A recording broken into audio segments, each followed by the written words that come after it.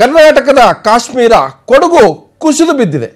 ಈಗ ಅದು ಎದ್ದು ನಿಲ್ಲೋದು ಹೇಗೆ? ಅಲ್ಲಿ ಸಾವಿರಾರು ಪ್ರಾಣಿಗಳಿದ್ದಾವೆ, ಲಕ್ಷಾಂತರ ಜನ ಇದ್ದಾರೆ, ಜೀವ ಪರಿಸರ ಇದೆ, ಮತ್ತೊಂದು ಕಡೆ ಅದು ಬದುಕು ಕಟ್ಕೋಬೇಕಾಗಿದೆ. ಹಾಗಾದರೆ ಈ ಬದುಕು ಕಟ್ಟೋದ್ರಲ್ಲಿ ಕೊಡಗುವನ್ನು ಮತ್ತೆ ಎದ್ದು ನಿಲ್ಲಿಸೋದ್ರಲ್ಲಿ ಹೇಗೆ ಕೈ ಜೋಡಿಸಬೇಕು? ಇದು ನಿಜವಾದ ಸವಾಲು. ಹಾಗಾದರೆ ಕುಸಿದ ಕೊಡಗುವನ್ನು ಮತ್ತೆ ಕಟ್ಟೋದು ಹೇಗೆ? ಇದೇ ಹೇಗಿರ್ತಕ್ಕಂಥ ಸವಾಲು. ಸೊ ಈ ಚರ್ಚೆಯನ್ನು ಕೈಗೆತ್ತಿಕೊಳ್ತಾ ಇದ್ದೇನೆ. ಕೊಡಗು ಕಟ್ಟೋದು ಹೇಗೆ?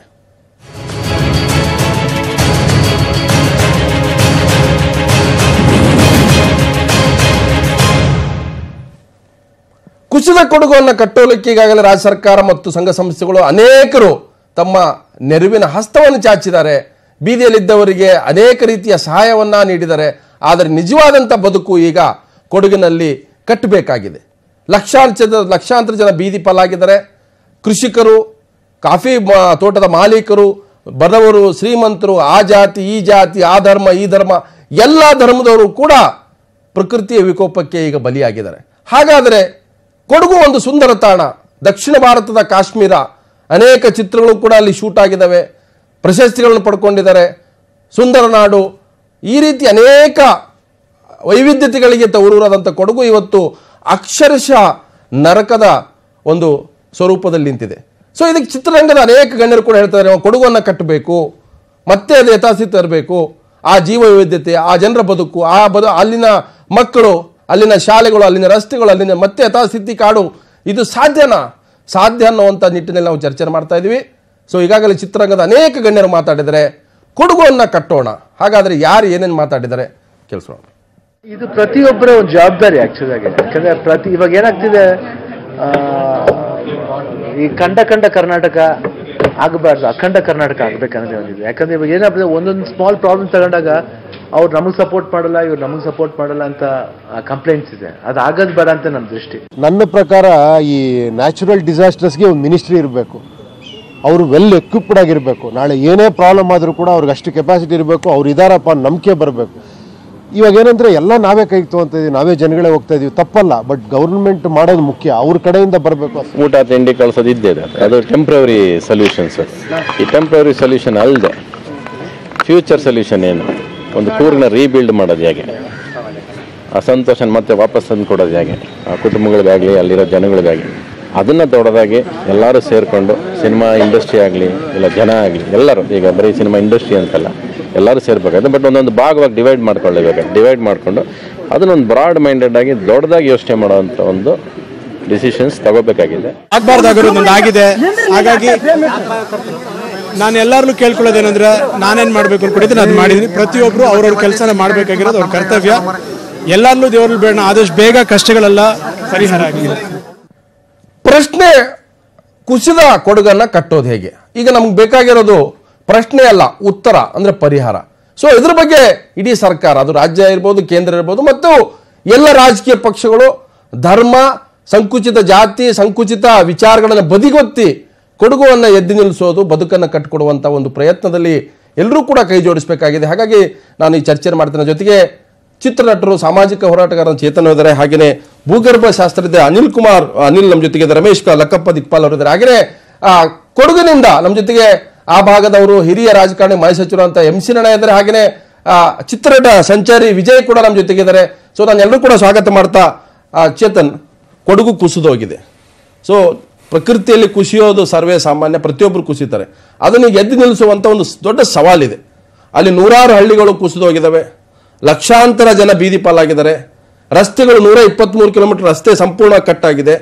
ಆಮೇಲೆ ನಾವು ಬರೀ ಮನುಷ್ಯರ ಬಗ್ಗೆ ಮಾತಾಡ್ತಾ ಇದ್ದೀವಿ, ಅಲ್ಲಿ ಪ್ರಾಣಿಗಳಿದ್ದಾವೆ, ಅಲ್ಲಿ ಸಾಕು ಪ್ರಾಣಿಗಳಿದ್ದಾವೆ, ಜೀವ ವೈವಿಧ್ಯ ಪ್ರತಿಯೊಂದು ಕೂಡ ನಾಶ ಆಗಿದೆ. ಆ ನಾಶ ಆದಂಥದ್ದನ್ನು ಎದ್ದು ನಿಲ್ಲಿಸಬೇಕು. ನಾವು ಅನೇಕ ಬಾರಿ ಮಾತಾಡ್ತೀವಿ, ಜಪಾನಲ್ಲಿ ನೋಡಿ ಯಾವ ಬೇಗ ಎದ್ದು ನಿಂತು ಬಿಡ್ತಾರೆ. ಇವತ್ತು ನಾವು ದೇಶದಲ್ಲಿ ಅನೇಕ ಪ್ರಕೃತಿ ವಿಕೋಪಗಳು ನೋಡ್ತೀವಿ. ಪಕ್ಕದ ಕೇರಳ ಇರ್ಬೋದು, ಉತ್ತರಾಖಂಡ್ ಇರ್ಬೋದು, ಹಾಗೆಯೇ ಮಹಾರಾಷ್ಟ್ರದ ಲಾತೂರ್ನಲ್ಲಾದಂಥ ಭೂಕಂಪ ಇರ್ಬೋದು, ಗುಜರಾತ್ನ ಕಚ್ ಮತ್ತು ಭುಜ್ನಲ್ಲಾದಂಥ ಭೂಕಂಪ ಇರ್ಬೋದು. ಹೀಗೆ ಅನೇಕ ಸವಾಲುಗಳು ಎದುರಿಸಿದ್ವಿ. ಅಂಥದ್ದೇ ಒಂದು ಸವಾಲು ನಮ್ಮ ಮನೆ ಮುಂದೆ ಬಂದು ನಿಂತಿದೆ. ಸೊ ಕೊಡಗುವನ್ನು ಎದ್ದು ನಿಲ್ಲಿಸಬೇಕು. ಸೊ ಏನಾಗ್ಬೇಕು? ನಮ್ಗೆ ಇದರಲ್ಲಿ ಮಲ್ಟಿಪಲ್ ಪ್ಲಾನ್ಸ್ ಇರಬೇಕು. ಶಾರ್ಟ್ ಟರ್ಮ್ ಇವಾಗ ಸದ್ಯಕ್ಕೆ ಬೇಕಾಗಿರೋ ರಿಲೀಫ್ ಆಗಿರ್ಬೋದು, ಒಂಥರ ರಿಹ್ಯಾಬಿಲಿಟೇಷನ್ ಆಗಿರ್ಬೋದು, ಲಾಂಗ್ ಟರ್ಮ್ ಆಗಿರ್ಬೋದು, ಪ್ರತಿಯೊಂದು ಅಂದ್ರೆ ನಾವು ಕೂರ್ಗು ಕೇರಳ ಅಂದಾಗ ನಾವೆಲ್ಲರೂ ನೆನೆಸ್ಕೊಂತೀವಿ ಒಂದು ಬಹಳ ಸುಂದರವಾದ ಜಾಗಗಳು. ಅದು ಇವಾಗ ಟಿವಿನಲ್ಲಿ ನೋಡಿದಾಗ ಈ ರೀತಿ ಲ್ಯಾಂಡ್ ಸ್ಲೈಡ್ಸ್ ಆಗಿರ್ಬೋದು, ಈ ರೀತಿ ಫ್ಲಡ್ಡಿಂಗ್ ಆದಾಗ ನಮಗೆಲ್ಲರಿಗೂ ಬೇಜಾರಾಗುತ್ತೆ. ನಾವು ಆ ಜಾಗಗಳಿಗೆ ಹೋಗಿ ಜನ ಅನೇಕ ರೀತಿ ಅವ್ರ ಪ್ರೀತಿಯಿಂದ ನಮ್ಮನ್ನು ನೋಡ್ಕೊಂಡಿದ್ದಾರೆ. ನಾವು ಏನು ಕೊಡ್ಬೋದು ವಾಪಸ್ಸು ಅನ್ನೋದು ರೀತಿಯಲ್ಲಿ ಯುವಕರು ಇವಾಗ ಯೋಚನೆ ಮಾಡ್ತಾ ಇದ್ದಾರೆ. ಯಾಕಂದ್ರೆ ಯುವ ಶಕ್ತಿ ಬಹಳ ದೊಡ್ಡ ಮಟ್ಟದಲ್ಲಿ ಆಗಿದೆ ಇದರಲ್ಲಿ. ಅಂಡ್ ನಾವು ಏನ್ ನೋಡ್ತೀವಿ ಅಂದ್ರೆ ಮಾಮೂಲಿಯಾಗಿ ಸರ್ಕಾರ ಮಾಡಬೇಕು, ಸರ್ಕಾರದ ಕೆಲಸ ಇದೆ ಅಂತ ಬಹಳ ಜನ ನೋಡ್ಕೊಂತಾರೆ. ಈ ವಿಚಾರದಲ್ಲಿ ನಾವು ಏನ್ ಕೊಡಗು ಕೇರಳದಲ್ಲಿ ಏನ್ ಕಾಣುತ್ತೆ ಅಂದ್ರೆ ಜನ ಕಾದಿಲ್ಲ ಸರ್ಕಾರಕ್ಕೆ, ಅವರಾಗ ಅವರೇ ಬಹಳ ಇನ್ವಾಲ್ವ್ ಆಗಿದ್ದಾರೆ, ವಾಲಂಟಿಯರ್ಲಿ ಬಹಳ ಇನ್ವಾಲ್ವ್, ಬಹಳ ಕಮಿಟೆಡ್ ಆಗಿ ಕೆಲಸ ಮಾಡಿದ್ದಾರೆ. ಆಮೇಲೆ ಇವಾಗ ಏನೇನು ನಾವು ಆನ್ ಗ್ರೌಂಡ್ ಏನೇನಿದೆ ಆ ಸಮಸ್ಯೆಗಳು ನಾವು ಫಸ್ಟ್ ಇವಾಗ ಅಫ್ಕೋರ್ಸ್ ಹಿರಿಯರು ತಜ್ಞರು ಬೇರೆ ಬೇರೆ ತರ ಲಾಂಗ್ ಟರ್ಮ್ ಪ್ಲಾನ್ ಮಾಡಬೇಕು. ಬಟ್ ಆನ್ ಗ್ರೌಂಡ್ ನಮ್ಮಲ್ಲಿ ಅನೇಕ ಸಮಾಜ ಸೇವಕರಾಗಿರ್ಬೋದು, ಬಹಳ ಜನ ಒಂದು ಕಾರ್ಯಕರ್ತರಿರ್ಬೋದು, ಅವ್ರು ಏನೇನು ಕೆಲಸ ಬಂದೆ. ನನಗೆ ಸಂಚಾರಿ ವಿಜಯ್ ಕಳೆದ 3-4 ದಿವಸದಿಂದ ಅಲ್ಲೇ ನಿರಾಶ್ರಿತರ ಮಧ್ಯೆ ಆ ಕೊಡಗಿನ ಇಂಚಿಂಚು ಪ್ರದೇಶದಲ್ಲಿ ಏನು ಅನಾಹುತ ಆಗಿದೆ, ಏನು ಆಗ್ಬೇಕಾಗಿದೆ, ಅವರು ಅಲ್ಲಿ ಒಂದು ರೀತಿ ಗ್ರೌಂಡ್ ರಿಪೋರ್ಟ್ ಅನ್ನೋ ತರ ನಮ್ಮ ಏನು ನ್ಯೂಸ್ 18 ಕನ್ನಡದ ರಿಪೋರ್ಟರ್ ಕೂಡ ಆ ಎಲ್ಲ ಪ್ರದೇಶದಲ್ಲಿ ವರದಿ ಮಾಡಿದ್ದಾರೆ. ಆದ್ರೆ ಪರಿಹಾರ ಕಾರ್ಯದಲ್ಲಿ ಅಲ್ಲಿ ಜನರ ಜೊತೆಗೆ ಇಡೀ ಕಳೆದ 3-4 ದಿವಸಗಳಿಂದ ಕೆಲಸ ಮಾಡ್ತಾ ಸಂಚಾರಿ ವಿಜಯ್ ಈಗಾಗಲೇ ಕುಸಿದ ಕೊಡಗಿನಲ್ಲಿ ಏನ್ ಆಗ್ಬೇಕಾಗಿದೆ, ಆ ಜನರನ್ನ ಧೈರ್ಯ ತುಂಬಬೇಕು, ಅವ್ರನ್ನ ಮತ್ತೆ ಮನೆಗೆ ಹೋಗ್ಬೇಕಾ ಅಥವಾ ಅವರಿಗೆ ವಿಶೇಷವಾದಂತ ಸೆಟ್ಗಳಾಗಬೇಕಾಗಿದೆಯಾ, ತಾತ್ಕಾಲಿಕವಾಗಿ ಎಜುಕೇಶನ್ ಇರ್ಬೋದು ಮಕ್ಕಳದು, ಆಮೇಲೆ ಅನೇಕರ ದಾಖಲೆ ಪತ್ರಗಳು ಇವತ್ತು ಮಳೆ ಕೊಚ್ಚಿ ಹೋಗಿದೆ. ಏನಾಗಬೇಕಾಗಿದೆ ಕೊಡಗು ಎದ್ದು ನಿಲ್ಬೇಕಾದ್ರೆ ಏನಾಗಬೇಕು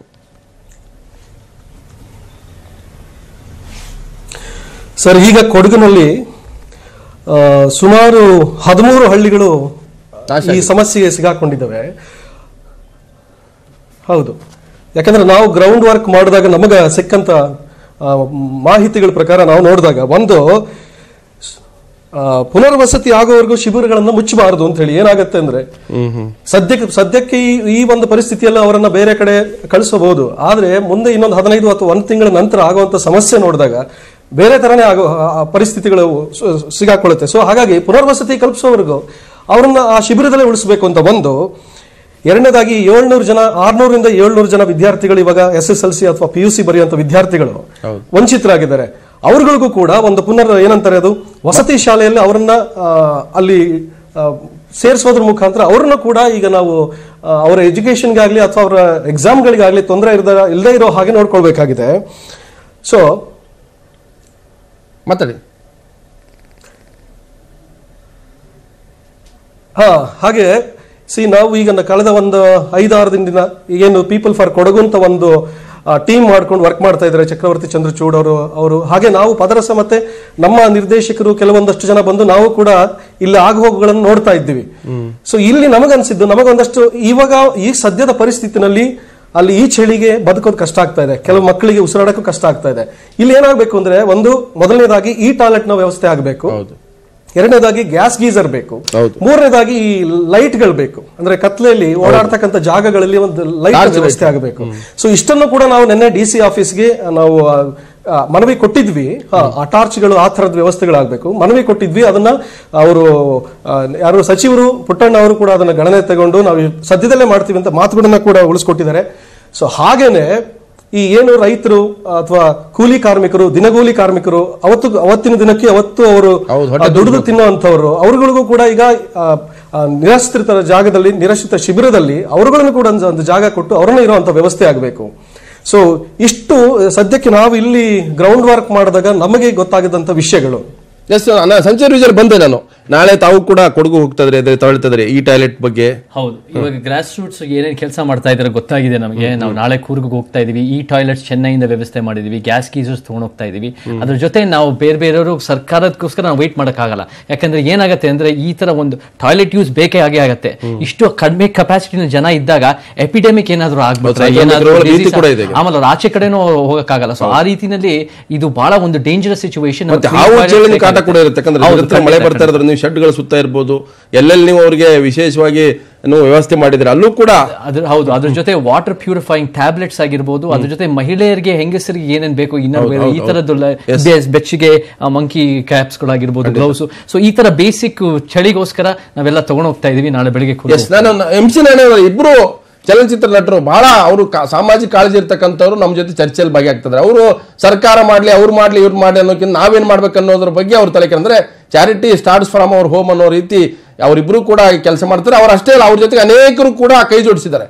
ಸೊ ತಾವು ಕೊಡಗುವನ್ನ ಪ್ರೀತಿಸಿದವರು, ಕೊಡಗಿನಲ್ಲಿ ಬದುಕಿದವರು, ಕೊಡಗಿನಲ್ಲಿ ಹುಟ್ಟಿದವರು, ಕೊಡಗು ನೋಡಿದಂಥವ್ರು ಇವತ್ತು ಈ ಒಂದು ಹಂತಕ್ಕೆ ಕೊಡಗು ಇವತ್ತು ಈ ಪರಿಸ್ಥಿತಿಗೆ ಕುಸಿದು ಬಿದ್ದಿದ್ರೆ ಅದನ್ನು ಕಟ್ಟುವಂಥದ್ದು ದೊಡ್ಡ ಚಾಲೆಂಜ್ ಇದೆ. ತಾವು ಕೂಡ ಮಂತ್ರಿಗಳಾಗಿ ಇಡೀ ರಾಜ್ಯದ ಆಡಳಿತ ವಿರೋಧ ಪಕ್ಷದಲ್ಲಿ ತೊಗೊಂಡು ನೋಡಿದಂಥವ್ರು ಈ ಕೊಡಗು ಎದ್ದು ನಿಲ್ಲಿಸೋದು ದೊಡ್ಡ ಚಾಲೆಂಜು. ಈ ಚಾಲೆಂಜ್ ಅನ್ನು ಹೇಗೆ ನಾವು ನಿಭಾಯಿಸಬೇಕಾಗಿದೆ ನಾಣೆಯವರು?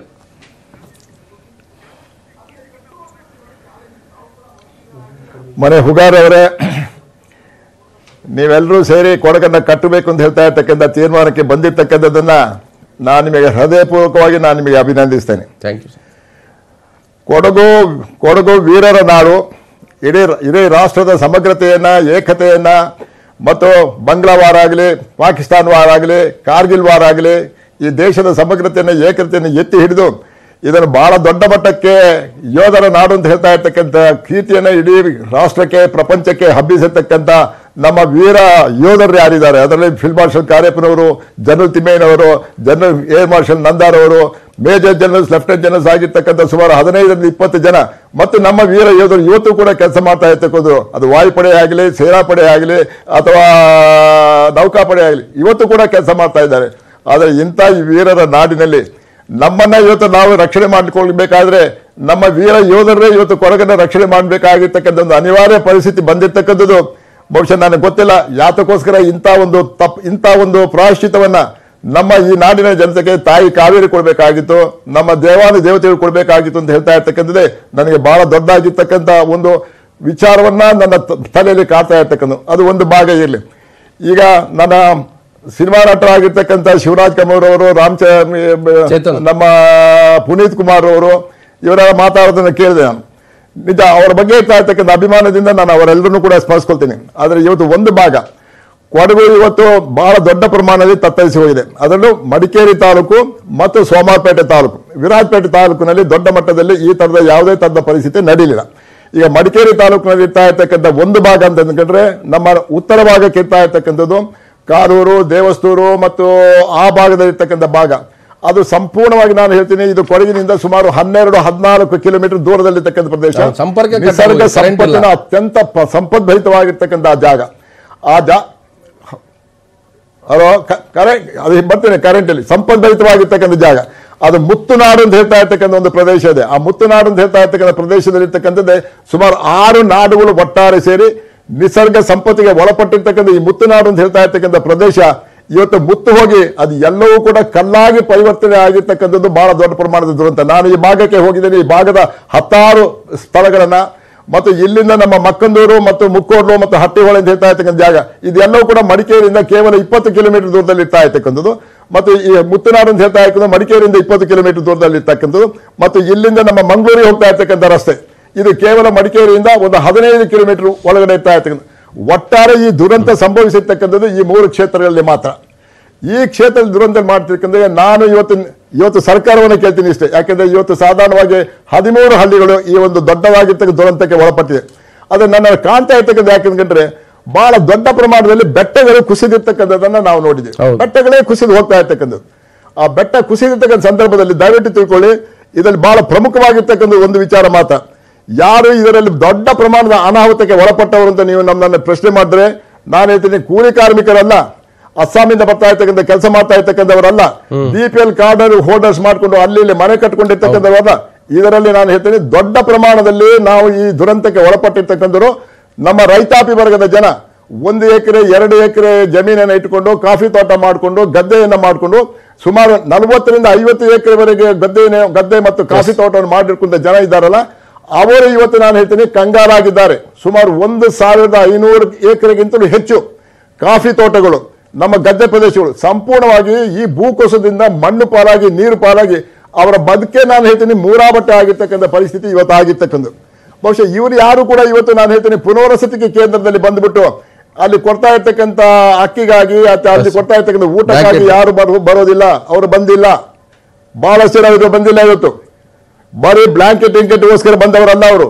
ಎಲ್ಲರೂ ಕೂಡ ಏನಾಗಿದೆ ಅಂದ್ಕೊಂಡ್ರೆ ಸ್ವಾಭಿಮಾನದಿಂದ ಇಷ್ಟು ದೊಡ್ಡ ಪ್ರಮಾಣದಲ್ಲಿ ಬದುಕಿ ನಾವು ಇವತ್ತು ಇಂಥ ಒಂದು ದುರಂತಕ್ಕೆ ಒಳಗಾಗಿರ್ತಕ್ಕಂಥ ನೋಡಿದಾಗ ನಾನು ಎಲ್ಲ ಭಾಗದಲ್ಲಿ ಹೋಗಿ ನೋಡ್ಕೊಂಡು ಬಂದೆ. ಈಗ ನನ್ನ ಮನಸ್ಸಿಗೆ ಆಗಿರ್ತಕ್ಕಂಥ ದೇವರ ಯಾತಕ್ಕೋಸ್ಕರ ಈ ಪುಣ್ಯಭೂಮಿ ಕಾವೇರಿಯಲ್ಲಿ ನಮಗೆ ಈ ಒಂದು ಪ್ರಾಯಶ್ಚಿತ್ತವನ್ನು ಕೊಡಬೇಕಾಗಿತ್ತು.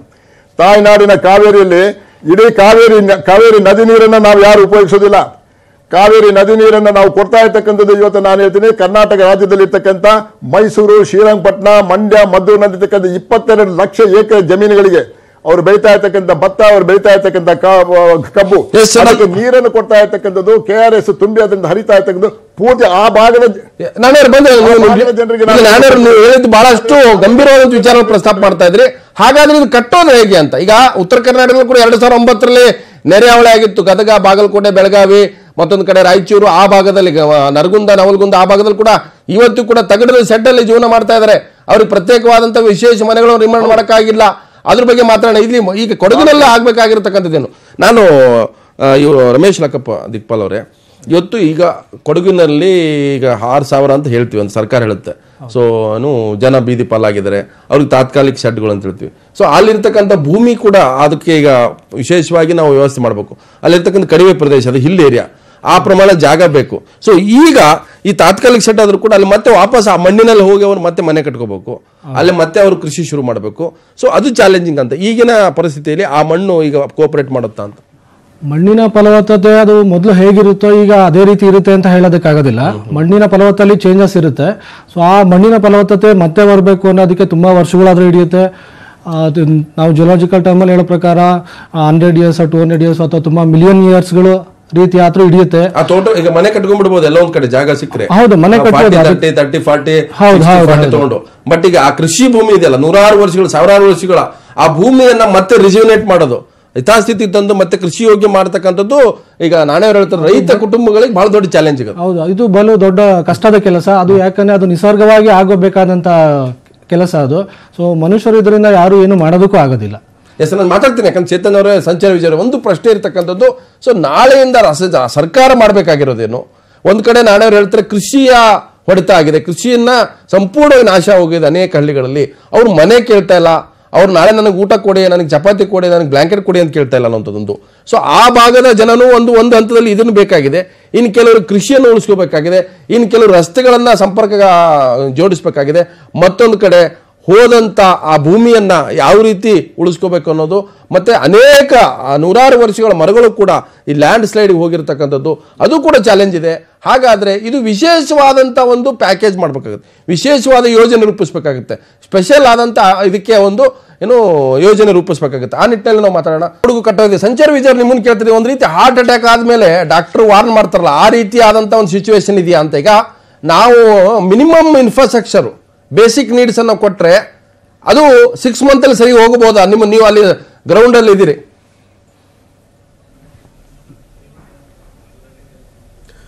ಹೌದು ಸರ್, ಈಗ ಏನು 13 ಹಳ್ಳಿಗಳು ಮುಳುಗಡೆ ಆಗಿದೆ. ಈ ಅಷ್ಟು ಹಳ್ಳಿಗಳ ಮತ್ತೆ ನಾವು ಅದನ್ನ ರೆಜ್ಯುನೇಟ್ ಮಾಡಬೇಕು, ಅದನ್ನ ಸಹಜ ಸ್ಥಿತಿಗೆ ಬರೋವರೆಗೂ ಕೂಡ.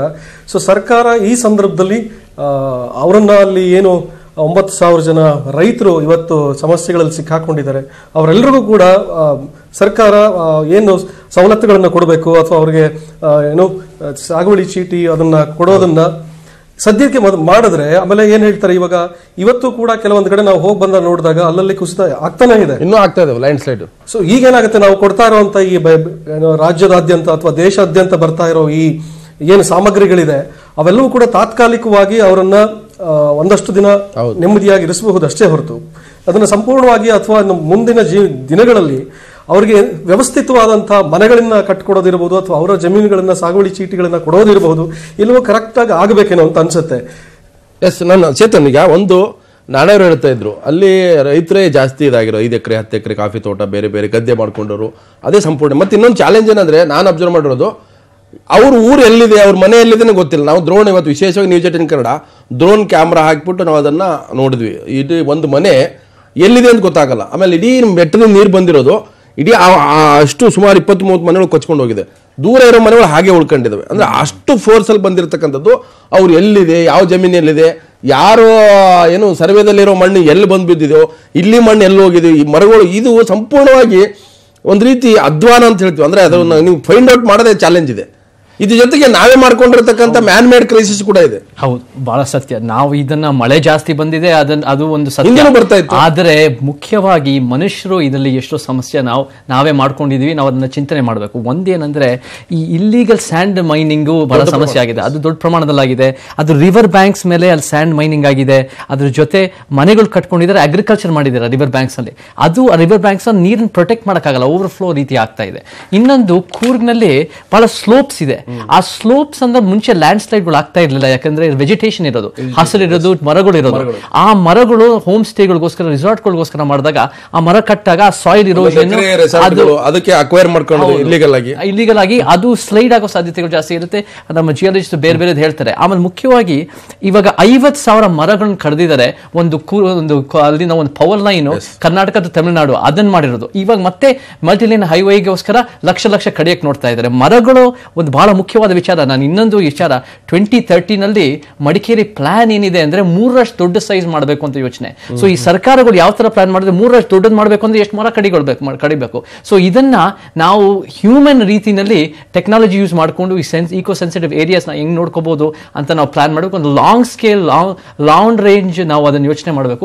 ಹ್ಯೂಮನ್ ಎರರ್ ಸೆನ್ಸಿಟಿವಿಟಿ ಏರಿಯಾ ಅಂತಾನೆ ಕನ್ಸಿಡರ್ ಮಾಡಿದ್ದಾರೆ, ಈಕೋ ಸೆನ್ಸಿಟಿವ್ ಏರಿಯಾ ಅಂತ ಕನ್ಸಿಡರ್ ಮಾಡಿದ್ದಾರೆ. ಬಟ್ ಅದನ್ನ ನಾವು ಎನ್ವೈರನ್ಮೆಂಟಲಿ ನಾವೆಲ್ಲ ಯಾವ ರೀತಿ ಇದನ್ನ ಮುಂದೆ ಈ ರೀತಿ ಸಮಸ್ಯೆಗಳು ಆಗ್ತಾ ಇತ್ತು, ಆಗ್ಬೋದಾಗಿತ್ತು ಅಂತ ಜನ ಹೇಳಿದ್ರು. ಬಟ್ ಇದು ಇಷ್ಟು ಸೀರಿಯಸ್ ಆಗಬೇಕು ಅಂದ್ರೆ ಹ್ಯೂಮನ್ ಎರರ್ ಇದರಿಂದ ಜಾಸ್ತಿ ಸಾಧ್ಯ. ರಮೇಶ್ ಈಗ ಒಂದೊಂದು ಏರಿಯಾದ ಒಂದೊಂದು ಸಾಯಿಲ್ ಇದಿರುತ್ತೆ, ಅದು ಕ್ಯಾರೆಕ್ಟರ್. ಮತ್ತೆ ಇಲ್ಲಿ ಹಿಲ್ಲಿ ಏರಿಯಾ ಮತ್ತೆ ತಾವು ಹೇಳ್ತಿರೋದು ಇದು ಸಂಪೂರ್ಣವಾಗಿ ಅಂದ್ರೆ ಕಡಿಮೆ ಹತ್ರ ನೀರು ಸ್ಲೋಪ್ ಆಗಿ ಹಿಂಗ್ ಬೀಳುತ್ತೆ. ಸೊ ಸಾಮಾನ್ಯವಾಗಿ ವೆಜಿಟೇಷನ್ಸ್ ಮತ್ತೊಂದು ಕಡೆ ಮರಗಳು ಮತ್ತೆ ಅದ್ರದ್ದೇ ಆದಂತ ಒಂದು ಶೋಲಾ ಫಾರೆಸ್ಟ್ ಇದೆ ನೀವು ಕುದುರೆ ಮುಖದಲ್ಲಿ. ಅಲ್ಲಿ ಎಷ್ಟು ಮಳೆ ಬರುತ್ತೋ ಅದನ್ನ ಎಷ್ಟು ಬೇಕಷ್ಟು ಹಿಂಗಿಸ್ಕೊಳ್ಳುತ್ತೆ, ಆಮೇಲೆ ಸಂಪೂರ್ಣವಾಗಿ ಹರಿದು ಹೋಗುತ್ತೆ.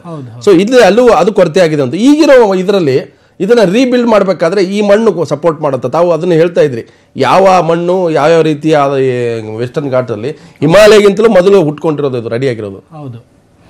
ಸೊ ಈ ರೀತಿ ಹೇಳ್ಬೇಕಂದ್ರೆ ನಮ್ದು ಇದು ಸಾಯಿಲ್ ಒಂದ್ಸಲ ಅದು ಏನಾದರೂ ಅದ್ರ ಫಲವತ್ತತೆ ಕಳ್ಕೊಂಡ್ರೆ ಅದು ಮತ್ತೆ ಅದು ಫಾರ್ಮ್ ಆಗೋದಕ್ಕೆ ತುಂಬ ಟೈಮ್ ಹಿಡಿಯುತ್ತೆ, ನಾನು ಮೊದಲು ಹೇಳಿದಾಗೆ. ಸೊ ಅದನ್ನು ನಾವು ಮಾಡಬೇಕು ಅಂದರೆ ಶಾರ್ಟ್ ಟರ್ಮಲ್ಲಿ ನಾವು ಮಾಡೋದಕ್ಕಾಗೋದಿಲ್ಲ. ಅದನ್ನು ಏನಿದ್ರು ಲಾಂಗ್ ಟರ್ಮಲ್ಲೇ ಮಾಡಬೇಕು. ಅದಕ್ಕೆ ಅವಶ್ಯಕತೆವಾದಂಥ ಡಿಫಾರೆಸ್ಟೇಷನ್ ಆಗಿರೋ ಜಾಗಗಳಲ್ಲಿ ಗಿಡಗಳನ್ನು ಮತ್ತೆ ನೆಟ್ಟು ಮತ್ತೆ ಅದನ್ನು ಡೆವಲಪ್ ಮಾಡಿ, ಸೊ ಅದು ತುಂಬ ವರ್ಷಗಳು ಹಿಡಿಯುತ್ತೆ. ಇವೆಲ್ಲ 1 ದಿನ ಅಥವಾ 2 ದಿನ ಅಥವಾ 1 ವರ್ಷದಲ್ಲಿ ನಡೆಯುವಂಥ ಕೆಲಸ. ಕಟ್ಕೊಬಿಡ್ಬೋದು, ರಸ್ತೆ ಮಾಡ್ಬೋದು, ಕರೆಂಟ್, ಹೌದು, ಮತ್ತೆ ಕನೆಕ್ಟಿವಿಟಿ ಮಾಡ್ಕೋಬಹುದು. ಬಟ್ ಬೇರೆ ಅಂತ ಮಣ್ಣಿನ ಫಲವತ್ತತೆ ಮರಳಿ ಪಡೆಯೋದು ಅಂದ್ರೆ ಬಹಳ ಕಷ್ಟ ಇದೆ ಅದು. ಎಸ್, ನಾನೇ ಒಂದು ಇಲ್ಲಿಗ ಚರ್ಚೆ ಆಗ್ತಾ ಇರ್ತಕ್ಕಂಥದ್ದು ಅಂದ್ರೆ ಈಗ ಕುಸಿದು ಹೋಗಿರೋದು ಬರೀ ಬದುಕಲ್ಲ, ಅಲ್ಲಿರ್ತಕ್ಕಂಥದ್ದು ಪರಿಸರ, ಅಲ್ಲಿ ಮಣ್ಣು, ಆ ಗಿಡ, ಮತ್ತೆ ಅಲ್ಲಿರ್ತಕ್ಕಂಥ ಒಂದು ವೈವಿಧ್ಯತೆ ಕುಸಿದೋಗಿದೆ. ನೀವು ಮನೆ ಕಟ್ಟಿಸ್ಕೊಡ್ಬೋದು, ರಸ್ತೆ ಮಾಡ್ಬೋದು, ಕರೆಂಟ್ ಕೊಡ್ಬೋದು, ಶಿಕ್ಷಣಕ್ಕೆ ಬೇಕಾದ ವ್ಯವಸ್ಥೆ ಮಾಡ್ಬೋದು, ಮತ್ತೆ ವಿಶೇಷವಾದ ಅಧಿಕಾರಿಗಳ ತಂಡ ಹಾಕ್ಬಿಟ್ಟು ಶೀಘ್ರಗತಿಯಲ್ಲಿ ಅಂದ್ರೆ ತುರ್ತು ಆಗ್ಬೇಕಾದಂತ ಇನ್ಫ್ರಾಸ್ಟ್ರಕ್ಚರ್ ಮಾಡ್ಬೋದು. ತಾವ್ ಹೇಳ್ತಾ ಇದ್ರಿ ಕೃಷಿಕರು ಬಹಳ ಬೀದಿ ಪಾಲಾಗಿದೆ ಅಂತ. ಅಲ್ಲಿ ಸಾವಿರಾರು ಎಕರೆ ಇವತ್ತು ತೋಟಗಳು ನಾಶ ಆಗಿದಾವೆ, ಮನೆಗಳು ನಾಶ ಆಗಿದಾವೆ. ಅವರು ಪತ್ತೆ ಹಚ್ಚದೇ ಇರ್ತಕ್ಕಂಥ ಸಿಚುವೇಶನ್ ಇದೆ ಅಲ್ಲಿ. ಆ ಮಣ್ಣು ಬಿದ್ದಿರೋ ಜಾಗ ನೋಡಿದ್ರೆ ನಾವೇ ಇವತ್ತು ದ್ರೋಣ ಕ್ಯಾಮರಾದಲ್ಲಿ ಅದನ್ನ ನೋಡ್ತಾ ಇದ್ರಿ ತಾವು ಕೂಡ. ಈ ಸರ್ವೆ ಕಾರ್ಯ ಮಾಡಿ ಅಲ್ಲಿ ನೀವು ಕೃಷಿಯನ್ನ ಯಥಾಸ್ಥಿತರಕ್ಕೆ ಹೇಗೆ ಸಾಧ್ಯ, ಈಗ ಮುಂದೆ ಹೆಂಗೆ ಮಾಡ್ಬೇಕು ಅಂತ.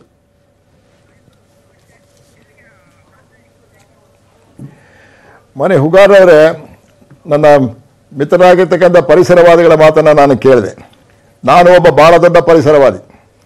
ನನಗೂ ಕೂಡ ನಾನು ಹೇಳ್ತೀನಿ, ನಮ್ಮ ಪರಿಸ್ಥಿತಿ ಹೇಗಿದೆ ಅಂದ್ಕೊಂಡ್ರೆ, ಈಗ ಸರ್ಕಾರದ ನೀತಿ ಪ್ರಕಾರ ಎಲ್ಲಿ ತಲುಪಿದೆ ಅಂದ್ಕೊಂಡ್ರೆ 30% ಕೃಷಿ, 30% ಹಾರ್ಟಿಕಲ್ಚರು, ಬಾಕಿ 30% ಫಾರೆಸ್ಟ್ ಅಂತ ಹೇಳ್ತಾ ಇರ್ತಕ್ಕಂಥದ್ದು ಇವತ್ತಿನ ಸರ್ಕಾರದ ಒಂದು ನೀತಿ. ನಾನು ನೇರವಾಗಿ ಅವ್ರನ್ನ ಕೇಳ್ತಾ ಇದ್ದೀನಿ, ಇವತ್ತು ನಮ್ಮ ಫಾರೆಸ್ಟ್ ಅಂತ ಹೇಳ್ತಾ ಇರ್ತಕ್ಕಂಥದ್ದು ಇದು ಇವತ್ತು ನೆನ್ನೆದ ಪ್ರಶ್ನೆ ಇಲ್ಲ. ಬಹುಶಃ ಇವತ್ತು ಬೆಟ್ಟ ಕುಸಿದು ಹೋಗಿದೆ, ಬೆಟ್ಟ ಕುಸಿದು ಹೋಗಿದ್ದರಿಂದ ಪರಿಸರ ಹಾಳಾಗಿದೆ ಅಂತ ಹೇಳ್ತಾರೆ. ಈ ಪರಿಸರ ಹಾಳಾಗಿರ್ತಕ್ಕಂಥ ಏನಾಯ್ತಾನೆ 10 ವರ್ಷಗಳಿಂದಲೇ ಬಂದಿರ್ತಕ್ಕಂಥದ್ದು, ಇದು ಇವತ್ತು ನೆನ್ನೆದಲ್ಲ. ಅದು ನಮ್ಮ ಪರಿಸ್ಥಿತಿನೇ ಇವತ್ತು ನಾವು ವಿಚಾರ ಮಾಡೋ. ಪರಿಸರಕ್ಕೆ ಸಂಬಂಧಪಟ್ಟ ಹಾಗೆ ರೈಲ್ವೆ ಲೈನನ್ನು ಎಳಿಬಾರ್ದಿತ್ತು. ನಿಜ, ಒಂದು ಕಡೆ ಹೈ ಟೆನ್ಷನ್ ವೈರ್ ಹೇಳ್ಕೊಂಡು ಬಂದ್ರು, ಬಹಳ ದೊಡ್ಡ ಪ್ರಮಾಣದಲ್ಲಿ ನಾವು ಕೂಡ ಹೋರಾಟ ಮಾಡಿದ್ರು. ಬೇಡ ಅಂತ ಹೇಳಿದ್ರು. ಮುಖ್ಯಮಂತ್ರಿಗಳು ಇದಕ್ಕೆ ಒಂದು ಎಕ್ಸ್ಪರ್ಟ್ ಕಮಿಟಿನೇ ತಯಾರು ಮಾಡಿದ್ರು. ಎಕ್ಸ್ಪರ್ಟ್ ಕಮಿಟಿ ಮಾಡಿ ಸಿದ್ದರಾಮಯ್ಯ ಅವರ ಕಾಲದಲ್ಲಿ ಅದಕ್ಕೆ ಒಂದು ವರದಿಯನ್ನು ಕೊಟ್ಟರು. ವರದಿಯನ್ನು ಕೊಟ್ಟಾದ್ರೂ ಇಲ್ಲ ಇದನ್ನು ಮಾಡಿದ್ರೆ ಇದನ್ನು ತೊಂದರೆ ಆಗುದಿಲ್ಲ ಅಂತ ಹೇಳ್ತಾ ಇರ್ತಕ್ಕಂಥ ಎಕ್ಸ್ಪರ್ಟ್ ವರದಿಯನ್ನು ಕೊಟ್ಟಿರ್ತಕ್ಕಂಥ ಪರಿಸ್ಥಿತಿ ನೋಡಿದಾಗ ಕೆಲವು ಎಕ್ಸ್ಪರ್ಟ್ಸ್ ಕೊಡ್ತಾ ಇರ್ತಕ್ಕಂಥದ್ದು ಯಾವ ರೀತಿ ಕೊಟ್ಟಿದ್ದಾರೆ ಅಂತ ಹೇಳ್ತಾ ಇರ್ತಕ್ಕಂಥ ನೀವೇ ವಿಚಾರ ಮಾಡ್ಕೊಳ್ಳಿ. ಯಾಕೆ ಅದು ಬಂದ್ರು ಅಂದ್ಕೊಂಡ್ರೆ ಅರೆ ಅಭಿವೃದ್ಧಿ ಅಂತ ಹೇಳ್ತಾ ಇರ್ತಕ್ಕಂಥ ಆಗ್ಬೇಕು, ಅಭಿವೃದ್ಧಿ ಆಗ್ಬೇಕು ಅಂತ ಹೇಳ್ತಾ ಇರ್ತಕ್ಕಂಥ ಮಾಡಿ ಅಭಿವೃದ್ಧಿ 4 ಪಥ 6 ಪಥ 6 ಪಥ 12 ಪಥ ಅಂತ ಮಾಡ್ಕೊಂಡು ಹೋದ್ರೆ ಅದು ಪಶ್ಚಿಮ ಘಟ್ಟ ಸರಹದ್ದಿನಲ್ಲಿರ್ತಕ್ಕಂಥ ಚಿಕ್ಕ ಪ್ರದೇಶಗಳಾಗಿರ್ತಕ್ಕಂಥ ಮಲ್ನಾಡ್ ಪ್ರದೇಶ ಆಗಿರ್ತಕ್ಕಂಥ ನಮ್ಮ ಜಿಲ್ಲೆ ಆಗಲಿ, ಚಿಕ್ಕಮಗಳೂರು ಜಿಲ್ಲೆ ಆಗಲಿ, ಹಾಸನ ಜಿಲ್ಲೆ ಆಗಲಿ 10-12 ಪಥಗಳನ್ನ ಮಾಡ್ಕೊಂಡು ಹೋದ್ರೆ ಏನು ಇಡೀ ಜಿಲ್ಲೆಯೇ ಉಳಿತದ? ಇದರ ಬಗ್ಗೆ ಹೋರಾಟ ಮಾಡಿದ್ದಾರೆ ಎಲ್ಲರೂ, ನಾನು ಹೋರಾಟ ಮಾಡುವರೆ. ಅದು ಇವತ್ತು ನಮ್ಮಲ್ಲಿರ್ತಕ್ಕಂಥ ಪ್ರಶ್ನೆಯನ್ನ ನಾನು ಪರಿಸರವಾದಿ ನನ್ನ ಸ್ನೇಹಿತರಲ್ಲಿ ಕೇಳ್ಕೊಂಡೆ. ನಮಗಿರ್ತಕ್ಕಂಥ ಪ್ರಶ್ನೆ ಒಂದೇ, ಈಗ ನಾವು ಕೃಷಿಕರು ಯಾರಿದ್ದಾರೆ ಆ ಕೃಷಿಕರು ಇವತ್ತು ಕಳೆದುಕೊಂಡಿರ್ತಕ್ಕಂಥದ್ದು ಸುಮಾರು ನನ್ನ ಲೆಕ್ಕದಲ್ಲಿ ನಾನಿದ್ರೆ ಒಂದು 1500ರಿಂದ 2000 ಎಕರೆಯಷ್ಟು ಅವರ ತೋಟ, ಅವರ ಗದ್ದೆ ಇದೆ ಎಲ್ಲವನ್ನೂ ಕಳ್ಕೊಂಡಿದ್ದಾರೆ.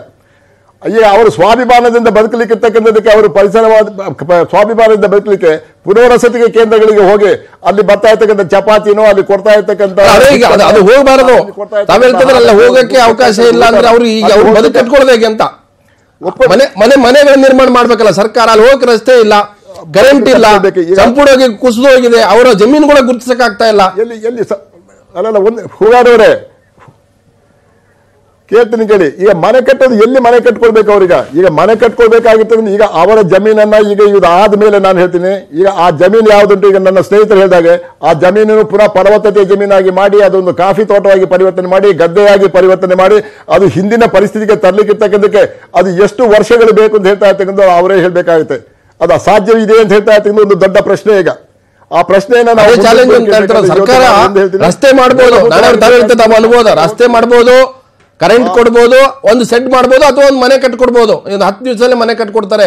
ಆದ್ರೆ ಆ ಕಳೆದು ಹೋದಂತ ಸಂಪೂರ್ಣ ವೈವಿಧ್ಯತೆ ಇದೆಯಲ್ಲ, ಕೃಷಿ ಇರ್ಬೋದು, ಅಲ್ಲಿಯ ಮರಗಳಿರ್ಬೋದು, ಅಲ್ಲಿ ನೀರು, ಅದು ಪ್ರತಿಯೊಂದು ಕೂಡ ಏನೋ ಅಲ್ಲಿ ಜೀವ ವೈವಿಧ್ಯತೆಯನ್ನು ಯಥಾ ಪ್ರಕಾರ ಮಾಡೋದು ಬಹಳ ದೊಡ್ಡ ಚಾಲೆಂಜ್ ಇದೆ ಅಂತ ಸರ್ಕಾರಗಳು ಮಾಡ್ತಕ್ಕಂಥದ್ದು. ಇವು ಇನ್ಫ್ರಾಸ್ಟ್ರಕ್ಚರ್ ಮಾಡ್ಬೋದು, ಆದ್ರೆ ಆ ಚಾಲೆಂಜ್ ಇದೆಯಲ್ಲ ಅದು ವಿಶೇಷವಾದ ಪ್ಲಾನ್ ಮಾಡ್ಬೇಕಾಗತ್ತೆ ಅಂತ, ವಿಶೇಷವಾದ ಯೋಜನೆ ರೂಪಿಸಬೇಕು ಕೇಂದ್ರ ಮತ್ತು ರಾಜ್ಯ ಸರ್ಕಾರ ಸೇರಿ.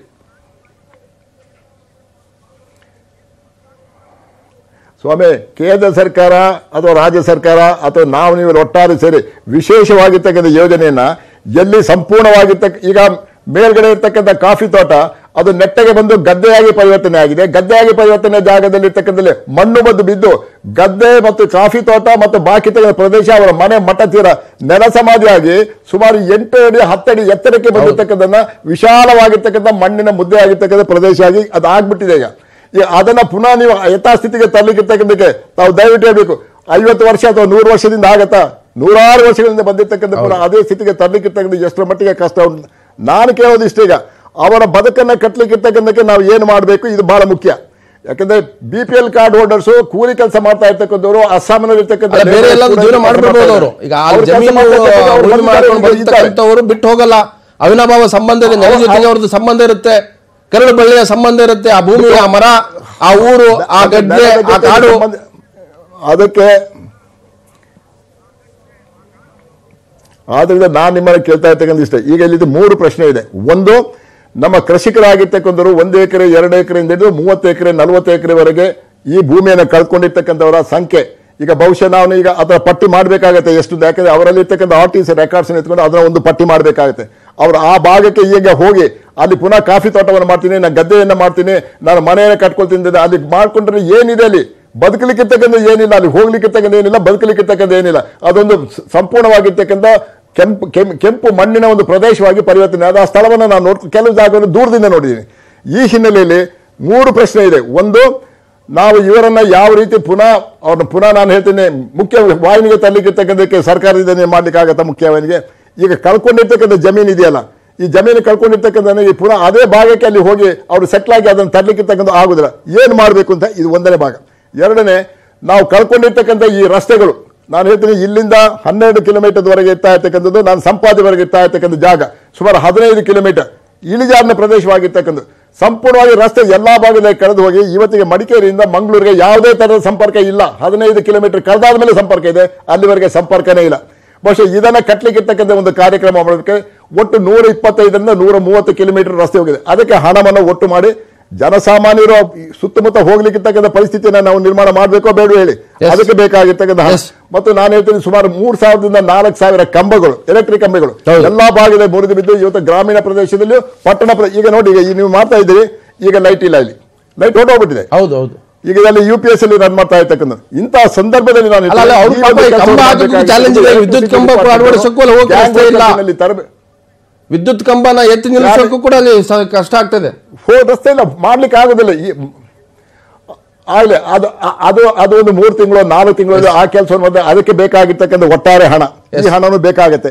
ಮತ್ತೆ ಅದರ ಜೊತೆಯಲ್ಲಿ ನಾನು ಹೇಳ್ತೀನಿ, ಪರಿಸರವನ್ನು ರಕ್ಷಣೆ ಮಾಡಿಕೊಂಡು ಈ ಜನರ ಬದುಕನ್ನು ಒಟ್ಟಿಗೆ ಮಾಡ್ಲಿಕ್ಕಿರ್ತಕ್ಕಂಥಕ್ಕೆ ಈಗ ನೆನ್ನೆ ಪರಮೇಶ್ವರ್ ಅವರು ಒಂದು ಹೇಳಿಕೆಯನ್ನು ಕೊಟ್ಟರು. ನಮ್ಮ ರೆಡಿಮೇಡ್ ಆಗಿರ್ತಕ್ಕಂಥ ಒಂದೇ ಮನೆ ಕಟ್ಬೋದು ಅಂತ ಹೇಳ್ತಾರೆ, 10 ದಿವಸ ಮನೆ ಕಟ್ಬೋದು, ಅವಕಾಶ ಬಿಟ್ಟು ಹಾಕ್ತೀನಿ ಅಲ್ಲ. ನಾನು ಅದು ಮಾಡ್ಬೋದು. ಯಾರಿಗೆ? ಈಗ ನೀವೊಂದು ಕನ್ನಡ ಸಾಹಿತ್ಯ ಪರಿಷತ್ ಮಾಡ್ತೀರಿ, ಬಹಳಷ್ಟು ಜನ ಬರ್ತಾರೆ, ಅಲ್ಲಿಗೆ ಅವ್ರಿಗೆ ಟಾಯ್ಲೆಟ್ ಬೇಕಾಗತ್ತೆ. ಭೂಮಿ ಕಳ್ಕೊಂಡಿದ್ದಾರೆ, ಮನೆ ಕಳ್ಕೊಂಡಿದ್ದಾರೆ, ಅವ್ರಿಗೆ ಪರಿಹಾರ ಶೆಡ್ ಬೇಡ ಅಂತಂದ್ರೆ ಏನ್ ಮಾಡ್ಬೇಕು ನೀವೇ ಹೇಳಿ. ನಾನು ಇಷ್ಟು ಹೇಳ್ತಿದ್ದೀನಿ. ಈಗ ದಯವಿಟ್ಟು ಮಾಡಿ.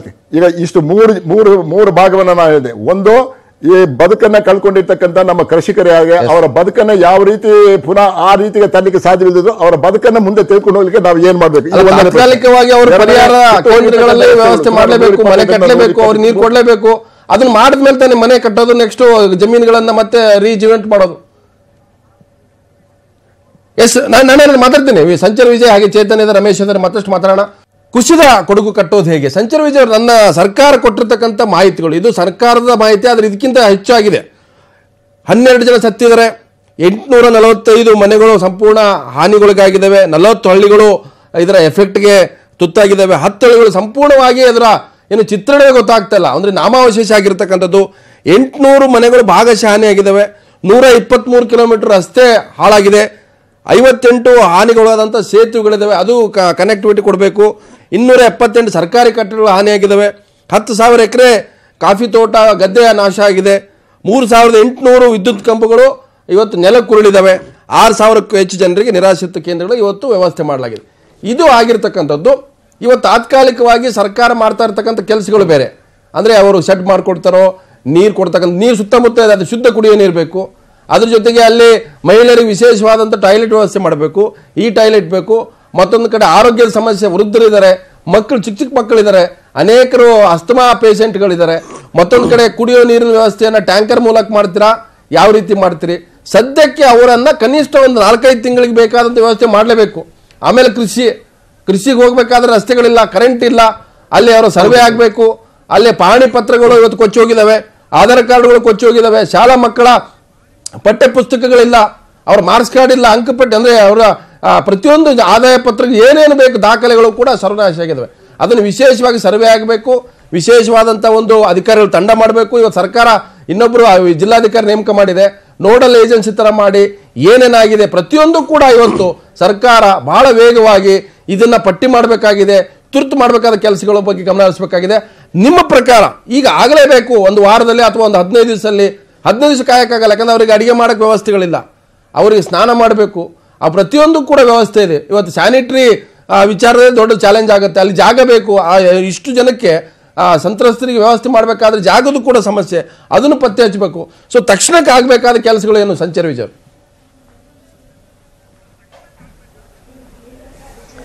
ಅದೇ ಸರ್, ನಾವು ಆಗಲೇ ಹೇಳಿದ ಹಾಗೆ ಈಗ ತಾತ್ಕಾಲಿಕವಾಗಿ ಏನಾಗಿದೆ ಅಂದರೆ ಮಹಿಳೆಯರಿಗೆ ಮತ್ತು ಮಕ್ಕಳಿಗೆ ಅಲ್ಲಿ ಶೌಚಾಲಯದ್ದು ಬಹಳ ಸಮಸ್ಯೆ ಆಗಿದೆ. ಹಾಗಾಗಿ ಮೊದಲನೇದಾಗಿ ಈ ಟಾಯ್ಲೆಟ್ ಒಂದು ವ್ಯವಸ್ಥೆ ಆಗಲೇಬೇಕು. ಯಾಕಂದ್ರೆ ನಾವು ಮೊನ್ನೆ ಕೂಡ ಜಿಲ್ಲಾಧಿಕಾರಿಗಳ ಹತ್ರ ಹೋಗಿ ಅವರಿಗೆ ನಾವು ಈಗ ಸದ್ಯಕ್ಕೆ ಬೇಕಾಗಿರ್ತಕ್ಕಂಥ ಸವಲತ್ತುಗಳೇನು ಅನ್ನೋದನ್ನು ನಾವು ಅವರಿಗೆ ವಿವರವಾಗಿ ಹೇಳಿದ್ವಿ ಕೂಡ. ಸೊ ಒಂದು ಈ ಟಾಯ್ಲೆಟಿನ ವ್ಯವಸ್ಥೆ ಆಗಬೇಕು. ಎರಡನೇದಾಗಿ ಗ್ಯಾಸ್ ಗೀಸರ್ನ ವ್ಯವಸ್ಥೆ ಆಗಬೇಕು. ನಾವು ಹೇಳಿದ ಹಾಗೆ ಇಲ್ಲಿಯ ಚಳಿಗೆ ಶಿಬಿರಗಳಲ್ಲಿ ಇರ್ತಕ್ಕಂಥ ಒಟ್ಟಾರೆ 43 ಶಿಬಿರಗಳಿವೆ. 43 ಶಿಬಿರಗಳಲ್ಲಿ ಒಂದೊಂದು ಶಿಬಿರದಲ್ಲಿ ಏನಿಲ್ಲ ಅಂದ್ರೂ 300ರಿಂದ 500, 500ರಿಂದ 600 ಜನರು ನಿರಾಶ್ರಿತರಿದ್ದಾರೆ. ಅಷ್ಟು ಜನಕ್ಕೆ ಆ ಚಳಿಯಲ್ಲಿ ಬದುಕೋದು ಕಷ್ಟ ಆಗ್ತಾ ಇದೆ. ಹಾಗಾಗಿ ಅವರಿಗೆ ಬೇಸಿಕ್ ಆಗಿ ಗ್ಯಾಸ್ ಗೀಸರ್ನ ವ್ಯವಸ್ಥೆ ಆಗಬೇಕಾಗುತ್ತೆ. ಮೂರನೇದಾಗಿ ಕತ್ಲೆಯಲ್ಲಿ ಅಲ್ಲಿ ಎಲ್ಲೂ ಕೂಡ ಹೆಚ್ಚು ಬೆಳಕು ಸಿಗ್ತಾ ಇಲ್ಲ ಅವ್ರಿಗೆ. ಓಡಾಡೋದಕ್ಕೆ ಒಂದಷ್ಟು ಗಂಬೂಟ್ಗಳನ್ನ ನಾವು ಈಗ ಏನು ಇಲ್ಲಿವರೆಗೆ ಬಂದಿರತಕ್ಕಂಥದ್ದು ರಾಜ್ಯಾದ್ಯಂತ ಕಳಿಸಿರುವಂಥ ಏನು ಸಾಮಗ್ರಿಗಳಿವೆ ಅಷ್ಟನ್ನು ಕೂಡ ನಾವು ಪ್ರತಿ ಹಳ್ಳಿನಲ್ಲೂ ಹೋಗಿ ಈಗೇನಾಗಿದೆ ಅಂತಂದ್ರೆ ನಿರಾಶ್ರಿತರಿಗೆ ಒಂದು ಕ್ಯಾಂಪ್ಗಳನ್ನು ಮಾಡಿ ಅವರಿಗೆ ಈ ಎಲ್ಲ ವ್ಯವಸ್ಥೆಗಳನ್ನು ಮಾಡ್ತಾ ಇದ್ದಾರೆ. ಆದ್ರೆ ಇಲ್ಲೇನಾಗಿದೆ, ಕೆಲವರು ಈಗ ರೈತರುಗಳಿರ್ಬೋದು, ಸಣ್ಣ ರೈತರುಗಳಿರ್ಬೋದು, ಬಡವರು ಇರಬಹುದು, ಕೆಲವರು ತಮ್ಮ ಉದ್ಯೋಗಗಳು ಕೂಡ ಕಳ್ಕೊಂಡಿದ್ದಾರೆ. ಏನಾಗ್ತಾ ಇದೆ, ನಿರಾಶ್ರಿತರ ಶಿಬಿರಕ್ಕೆ ಕೆಲವರು ಬರ್ತಾ ಇಲ್ಲ, ಅವ್ರಿಗೆ ಗೊತ್ತಾಗ್ತಾ ಇಲ್ಲ. ಹಾಗಾಗಿ ನಾವು ಇವತ್ತು ಏನ್ ಮಾಡಿದ್ವಿ, ಅಂತ ಜಾಗಗಳಿಗೆ ನಾವೇ ಹುಡುಕೊಂಡು ಹೋಗಿ ಯಾರಿಗೆ ಈ ಸವಲತ್ತುಗಳು ಸಿಗ್ತಾ ಇಲ್ಲ, ಯಾರಿಗೆ ಈ ಬೇಕಾದಂತ ಥಿಂಗ್ಸ್ ವಸ್ತುಗಳು ಸಿಗ್ತಾ ಇಲ್ಲ, ಅವುಗಳನ್ನ ನಾವಾಗೆ ಅವರಿಗೆ ಕೊಡುವಂತ ವ್ಯವಸ್ಥೆಗಳನ್ನು ಮಾಡ್ಕೊಳ್ತಾ ಇದ್ದೀವಿ ಇಲ್ಲಿ. ಆದ್ರೆ ಇದು ತಾತ್ಕಾಲಿಕವಾಗಿ ಆಗುತ್ತೆ. ಸಡನ್ ಆಗಿ ಈಗ ಅವ್ರನ್ನ ಶಿಬಿರದಿಂದ ಅವರನ್ನ ಹೊರಗಡೆ ಕಳಿಸಿದ್ರೆ ಮತ್ತೆ ಇನ್ನೊಂದು ಸಮಸ್ಯೆಗೆ ಸಿಗಾಕೊಳ್ಳುವಂತ ಪರಿಸ್ಥಿತಿಗಳಿರುತ್ತೆ, ಸಮಸ್ಯೆಗಳಿರುತ್ತೆ. ಸೊ ಹಾಗಾಗಿ ಶಿಬಿರದಲ್ಲಿ ಯಾರನ್ನು ಕೂಡ ಸದ್ಯದಲ್ಲಿ ಅವರನ್ನು ತೆರವುಗೊಳಿಸದೆ ಒಂದಷ್ಟು ದಿನ ಅವರನ್ನ ಒಂದು ಹಂತಕ್ಕೆ ಸರ್ಕಾರ ಅವ್ರನ್ನ ಒಂದು ತಂಡ ರಚನೆ ಮಾಡಿ ಅವರನ್ನ ಬೇರೆ ಒಂದು ಜಾಗಕ್ಕೆ ಅವರನ್ನ ಸಂಪೂರ್ಣವಾಗಿ ಅವರಿಗೆ ಜೀವನ ಕಟ್ಕೊಡೋವರೆಗೂ ಕೂಡ ನಾವು ಅವರನ್ನ ಶಿಬಿರದಿಂದ ಹೊರಗೆ ಕಳಿಸೋದು ಬೇಡ ಅಂತ ನಾವು ಬೇಡ್ಕೊಳ್ತಾ ಇದ್ದೀವಿ. ಹಾಗೆ ಸುಮಾರು ಜನ, ಈಗ ನಾನು ಹೇಳಿದ ಹಾಗೆ ಮಕ್ಕಳು SSLC ಅಥವಾ PUC ಬರೆಯುವಂತ ಮಕ್ಕಳು 600 ರಿಂದ 700 ಜನ ಮಕ್ಕಳಿದ್ದಾರೆ. ಆ ಮಕ್ಕಳಿಗೆ ಕೂಡ ವಸತಿ ಶಾಲೆಯಲ್ಲಿ ಅವರನ್ನ ಅಲ್ಲಿ ತೆಗೆದುಕೊಂಡು ಹೋಗಿ ಆ ಮಕ್ಕಳನ್ನ ಅಲ್ಲಿ ಅವರ ಎಕ್ಸಾಮ್ ಬರೆಯೋದು ಇರಬಹುದು ಅಥವಾ ಅವರ ವಿದ್ಯಾಭ್ಯಾಸ ಕಂಟಿನ್ಯೂ ಮಾಡೋದಕ್ಕೆ ಒಂದು ವ್ಯವಸ್ಥೆ ನನ್ನ ಜೊತೆಗೆ ನಟಿ ದಿಶಾ ಪೂವೆ ಕೂಡ ಜಾಯ್ನ್ ಆಗ್ತಾರೆ. ದಿಶಾ ಪೂವೆ ತಾವು ಕೂಡ ತಮ್ಮ ಕುಟುಂಬ ಕೂಡ ನಿನ್ನೆ ಪ್ರವಾಹದಲ್ಲಿ ಸಿಲುಕಾಕೊಂಡು ತಾವು ಕೂಡ ರಕ್ಷಣೆಯನ್ನು ಕೇಳಿದ್ರಿ ಸರ್ಕಾರದಿಂದ. ಸೊ ಈಗ ಅಲ್ಲಿ ಮಹಿಳೆಯರಿಗೆ ವಿಶೇಷವಾಗಿ ಇವತ್ತು ಸ್ಯಾನಿಟರಿ ಪ್ಯಾಡ್ನ ಕೆಲವು ಮಹಿಳೆಯರು ಕೇಳ್ತಾ ಇದ್ರು, ನಮ್ಗೆ ಬಹಳ ಸಮಸ್ಯೆ ಆಗ್ತಾ ಇದೆ, ಬಟ್ಟೆನೂ ಕೂಡ ಚೇಂಜ್ ಮಾಡಕ್ ಆಗ್ತಾ ಇಲ್ಲ, 3-4 ದಿವಸಗಳಿಂದ ನಾವು ಹೇಗೆ ಜೀವನ ಮಾಡ್ಬೇಕು ಅನ್ನುವಂಥದ್ದು. ಇವೆಲ್ಲವೂ ಕೂಡ ನೋಡೋರಿಗೆ ಸಣ್ಣ ವಿಷಯಗಳು ಅನ್ಸ್ಬೋದು, ಆದ್ರೆ ಒಬ್ಬ ಮಾನವನ ಘನತೆಗೆ ವಿಚಾರಕ್ಕೆ, ಒಬ್ಬ ಮಹಿಳೆ ಘನತೆ ವಿಚಾರದಲ್ಲೂ ಕೂಡ ಇವೆಲ್ಲವೂ ಕೂಡ ತುರ್ತಾಗಿ ಆಗ್ಬೇಕಂತ ಕೆಲಸಗಳು. ತಮ್ಮ ಪ್ರಕಾರ ಕೊಡಗಿನಲ್ಲಿ ಮಹಿಳೆಯರು ಫೇಸ್ ಮಾಡ್ತಾ ಇರತಕ್ಕಂಥ ಸಮಸ್ಯೆಗಳಿಗೆ ತಕ್ಷಣಕ್ಕೆ ಆಗ್ಬೇಕಾದಂತ ಪರಿಹಾರ ಕೆಲಸಗಳೇನು?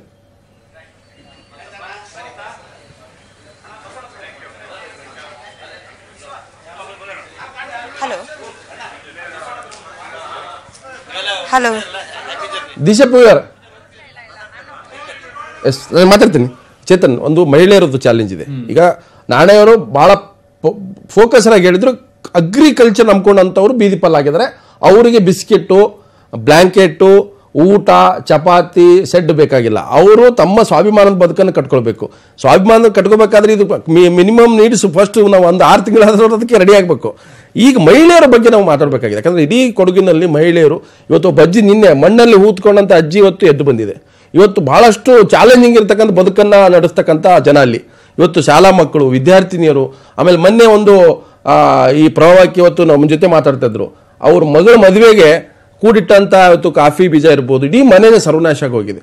ಅವ್ರ ಮದುವೆ ಮಾಡದೇ ಇರತಕ್ಕಂಥ ಸ್ಥಿತಿ. ಅಂದ್ರೆ ಮಹಿಳೆಯರ ಮಕ್ಕಳ, ಅದರಲ್ಲೂ ವಿಶೇಷವಾಗಿ ಯುವತಿಯರ ಆ ಭಾಗದಲ್ಲಿ ಅವ್ರ ಚಾಲೆಂಜಸ್ ಬಹಳ ಇದೆ. ಅದ್ರಿಗೆ ಜಾಸ್ತಿ ನಾವು ಗಮನ. ಮಹಿಳೆಯರದ್ದು ಸಮಸ್ಯೆಗಳಿದೆ ಅಲ್ಲಿ. ನಾವು ಬೇಕಾಗಿರೋ ಈ ಇನ್ನರ್ ವೇರ್ ಆಗಿರ್ಬೋದು, ಸ್ಯಾನಿಟರಿ ನ್ಯಾಪ್ಕಿನ್ಸ್ ಆಗಿರ್ಬೋದು, ಮಕ್ಳಿಗೆ ಬೇಕಾಗಿರೋ ಬೇಬಿ ಫುಡ್ ಆಗಿರ್ಬೋದು, ಇದೆಲ್ಲ ಬಹಳ ಅಗತ್ಯ ಇದೆ. ಇನ್ನೊಂದು ನಾವೇನು ಹೇಳಬೇಕು ಅಂದ್ರೆ, ಈ ಒಂದು ಪ್ರಕೃತಿ ವಿಕೋಪ ಒಂದು ವರ್ಗಕ್ಕೆ ಒಂದು ಜಾತಿಗೆ ಆಗಿರೋದಲ್ಲ, ಎಲ್ಲರಿಗೂ ಆಗಿರೋದು. ಕೆಲವು ರೀತಿ ಒಂದು ಸಮಸ್ಯೆ, ಈ ರೀತಿ ನಾವು ಈ ಸಮಸ್ಯೆ ಒಳಗಾದ್ಮೇಲೆ ನಾವೆಲ್ಲರೂ ಕಷ್ಟ ಪಡ್ತಾ ಇದೀವಿ ಅಂತ ಒಂದು ಮಾನವೀಯತೆ ಆಚೆ ಬರಬೇಕು.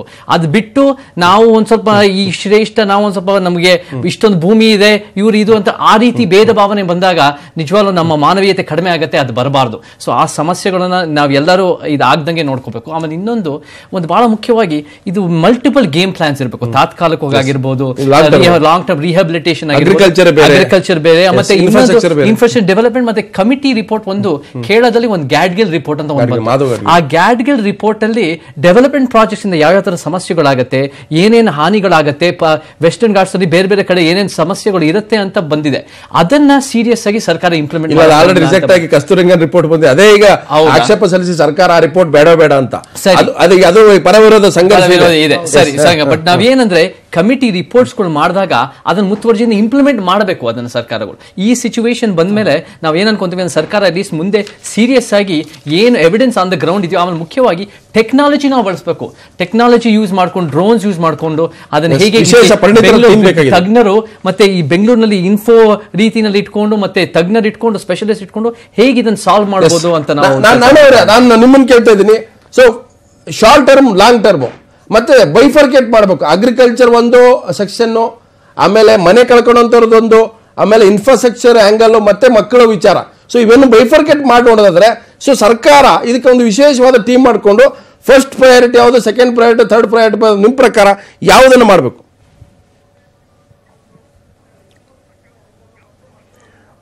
ಮಾನ್ಯ ಹುಗಾರ್ ಅವರೇ, ನಾನು ಈಗಾಗಲೇ ಸರ್ಕಾರಕ್ಕೆ ಒಂದು ಸಲಹೆಯನ್ನು ಕೊಟ್ಟಿದ್ದೀನಿ.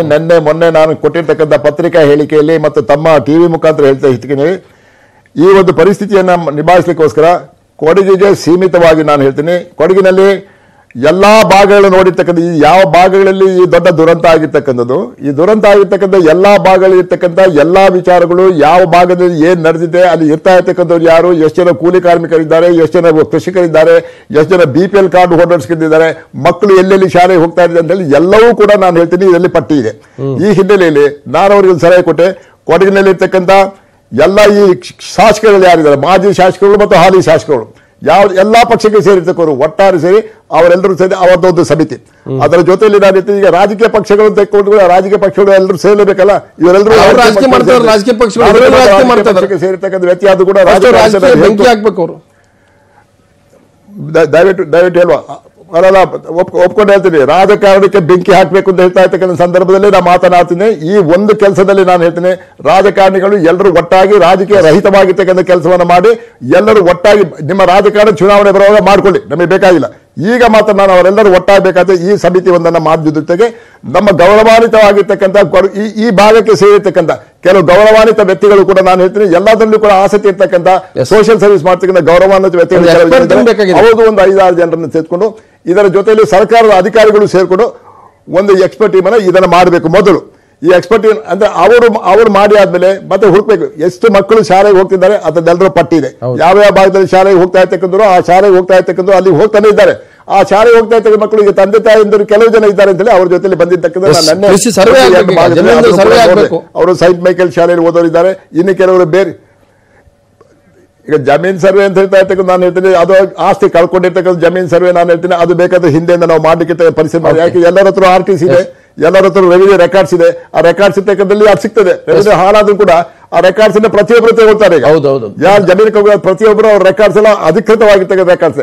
ಅದು ಮೊದಲು ಈ ಸಮಿತಿಯನ್ನು ರಚನೆ ಮಾಡಿ, ಈ ಸಮಿತಿಯನ್ನು ರಚನೆ ಮಾಡಿ ಆದ್ಮೇಲೆ ಅದಕ್ಕೆ ಅವರೆಲ್ಲರೂ ಸೇರ್ಕೊಂಡು ಒಂದು ಬ್ಲೂ ಪ್ರಿಂಟ್ ಅನ್ನ ನಾವು ತಯಾರು ಮಾಡ್ಬೇಕಾಗತ್ತೆ. ಆ ಬ್ಲೂ ಪ್ರಿಂಟ್ ಅಂತ ಹಣ ಎಷ್ಟು ಬರ್ತದೆ ಅಂತ ಬಹಳ ಜನ ಕ್ಯಾಶ್ ಹಣ ಕೊಡ್ಲಿಕ್ಕೆ ತಯಾರಾಗಿದ್ದಾರೆ. ಅದು ಬೆಂಗಳೂರಿನಲ್ಲಿ ಇರ್ತಕ್ಕಂಥವರಾಗ್ಲಿ, ಮೈಸೂರು ಇರ್ತಾಗ್ಲಿ, ಪರ ರಾಜ್ಯದಲ್ಲಿ ಇರ್ತಕ್ಕಂಥವ್ರ ಹಣವನ್ನು ಕೊಡ್ಲಿಕ್ಕೆ ತಯಾರಾಗಿರ್ತಕ್ಕಂಥ ಈ ಹಣವನ್ನೆಲ್ಲ ಒಟ್ಟು ಮಾಡ್ಲಿಕ್ಕೆ ಇರ್ತಕ್ಕಂಥದಕ್ಕೆ ಮಾಡಿ ಅದು ಜಿಲ್ಲಾಧಿಕಾರಿಗಳ ಮಟ್ಟದಲ್ಲೂ ನಾನು ಅದಕ್ಕೂ ಹೇಳಿದೆ, ಈ ಹಣ ಬರ್ತಾ ಇರ್ತಕ್ಕಂಥ ಎಲ್ಲಿಂದ ಕೊಡಗಿಗೆ ಸೀಮಿತವಾಗಿ ನಾನು ಹೇಳ್ತೀನಿ, ಮುಖ್ಯಮಂತ್ರಿಗಳ ಪರಿಹಾರ ನಿಧಿ ಅಂತ ಬೆಂಗಳೂರಿನಲ್ಲಿ ಒಂದನ್ನು ಅಕೌಂಟ್ ಅನ್ನು ಓಪನ್ ಮಾಡ್ಕೊಂಡಿದ್ದಾರೆ. ಅದು ನಾನೊಂದು ಸಲಹೆ ಕೊಟ್ಟಿನಿ, ಕೊಡಗು ಜಿಲ್ಲೆಗೆ ಸೀಮಿತವಾಗಿ ಕೊಡ್ತಾ ಇರ್ತಕ್ಕಂಥ ಹಣ ಎಲ್ಲಿಂದಲೋ ಬರ್ತದೆ. ಈಗ ಬೆಂಗಳೂರಿಂದ ಬರ್ಬೋದು, ಮೈಸೂರಿಂದ ಬರ್ಬೋದು, ಅಥವಾ ನಮ್ಮ ಎಲ್ಲ ಮಲ್ಟಿನ್ಯಾಷನಲ್ ಕಂಪನಿ ಹಣವನ್ನು ಕೊಡಗೆ ಕೊಡ್ಲಿಕ್ಕೆ ಇರ್ತಕ್ಕಂಥವ್ರು ಆ ಹಣವನ್ನ ಅದಕ್ಕೆ ನಾನು ಹೇಳಿದ್ದೀನಿ, ಈ ಹಣವನ್ನು ಮಾಡಬೇಕಾದ್ರೆ ಅಲ್ಲಿ chief ministers relief fund Coorg district ಅಂತ ಹೇಳ್ತಾ ಇರ್ತಕ್ಕಂಥ ಸೆಪರೇಟ್ ಆಗಿ ಇಡಬೇಕು. ಆ ಹಣ ಎಷ್ಟು ಬರ್ತದೆ ಅದು ಅಲ್ಲಿಗೆ ಖರ್ಚಾಗ್ಲಿಕ್ಕೆ ತಕ್ಕಂಥ ಪರಿಸ್ಥಿತಿಯನ್ನು ನಿರ್ಮಾಣ ಮಾಡಬೇಕು ಕೂಡ ನಾನು ಹೇಳಿದ್ದೀನಿ. ಒಂದ್ ನಿಮಿಷ ಬಂದೆ, ನನ್ನ ಜೊತೆ ದಿಶಾ ಪೂರ್ವಯ ನಟಿ ಕೂಡ ಇದ್ದಾರೆ. ದಿಶಾ ಪೂರ್ವ ನೇರವಾಗಿ ಹೇಳ್ತೇನೆ, ಮಹಿಳೆಯರು ವಿಶೇಷವಾಗಿ ಕೊಡಗಿನಲ್ಲಿ ಇವತ್ತು ಮಳೆಯಿಂದ ಈ ಅನಾಹುತಕ್ಕೆ ತುತ್ತಾಗಿದ್ದಾರೆ, ಅವರನ್ನ ಸೇಫ್ ಮಾಡ್ಲಿಕ್ಕೆ ಏನಾಗಬೇಕಾಗಿದೆ, ತಕ್ಷಣಕ್ಕೆ ಆಗ್ಬೇಕಾಗಿದ್ದ ಕೆಲಸ ಮಹಿಳೆಯರು, ವಿಶೇಷವಾಗಿ ಮಹಿಳೆಯರಿಗೆ?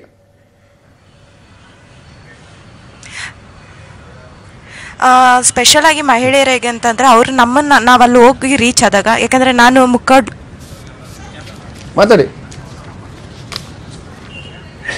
ಹಲೋ ಸರ್, ಕೇಳಿಸ್ತಿದ್ಯಾ? ಮಾತಾಡಿ. ನಾನು ಕೂಡ ಮುಕ್ಕೋಡ್ಲು ಮತ್ತೆ ಮಾದಾಪುರ ಗ್ರಾಮಕ್ಕೆ ಸೇರಿದವಳು. ಸೊ ಅಲ್ಲಿ ಹೋಗಿ ನಾನು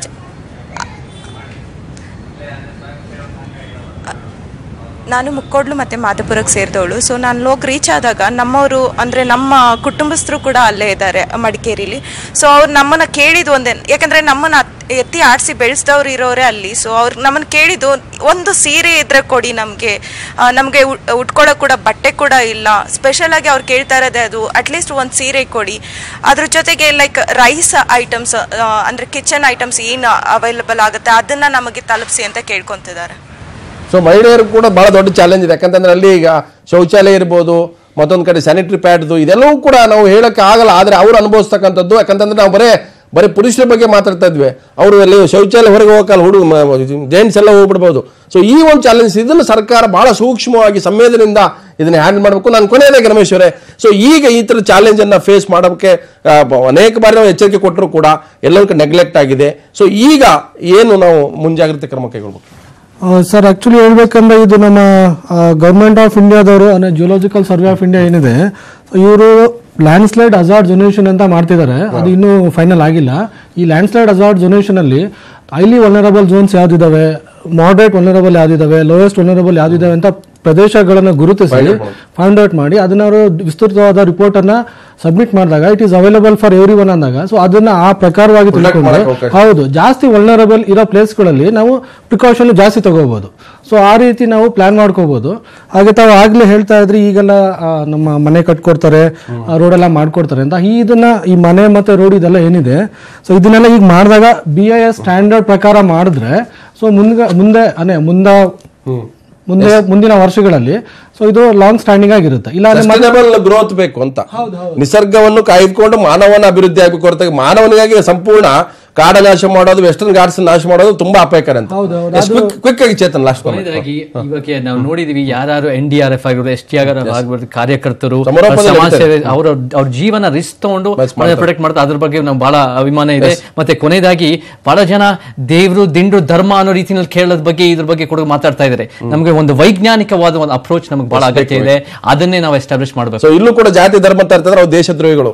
ನಾವು ವೈಜ್ಞಾನಿಕ ವಿಚಾರದಲ್ಲಿ ಖಂಡಿತ ಎಲ್ಲರೂ ಕೂಡ ಧನ್ಯವಾದ. ಇದು ಕೊಡಗು ಕಟ್ಟುವಂತ ಒಂದು ಕೆಲಸ. ಯಾಕಂದ್ರೆ ಕೊಡಗು ಅಂತಂದ ತಕ್ಷಣ ಅದೊಂದು ನಿಸರ್ಗ ಧಾಮ, ಅದು ನಮಗೆ ಎಂಜಾಯ್ ಮಾಡ್ತಕ್ಕಂಥದ್ದು. ಆದ್ರೆ ಅದ್ರ ಫಲವತ್ತಾದಂಥದ್ದು ಇಡೀ ರಾಜ್ಯಕ್ಕೆ ಅದು ಸಂಪೂರ್ಣವಾಗಿ ಅನ್ನ ಕೊಡ್ತಕ್ಕಂಥದ್ದು, ನೀರು ಕೊಡ್ತಕ್ಕಂಥದ್ದು. ಆದ್ರೆ ಒಂದಂತೂ ಸ್ಪಷ್ಟ, ಅಲ್ಲಿ ಆಗಿರ್ತಕ್ಕಂಥ ಅನಾಹುತವನ್ನ ಮತ್ತೆ ಸರಿದಾರಿ ತರಲಿಕ್ಕೆ ಎಷ್ಟು ವರ್ಷ ಬೇಕಾಗುತ್ತೋ ಗೊತ್ತಿಲ್ಲ. ಆದ್ರೆ ತಕ್ಷಣಕ್ಕೆ ಎದ್ದು ನಿಲ್ಲಕ್ಕೆ ಬೇಕಾದಂತ ಸಹಾಯ ಹಸ್ತವನ್ನು ಸರ್ಕಾರ ಮತ್ತು ಜನ ಮತ್ತು ಸಂಘ ಸಂಸ್ಥೆಗಳು ಕೊಡ್ತಾ ಇದ್ದಾವೆ.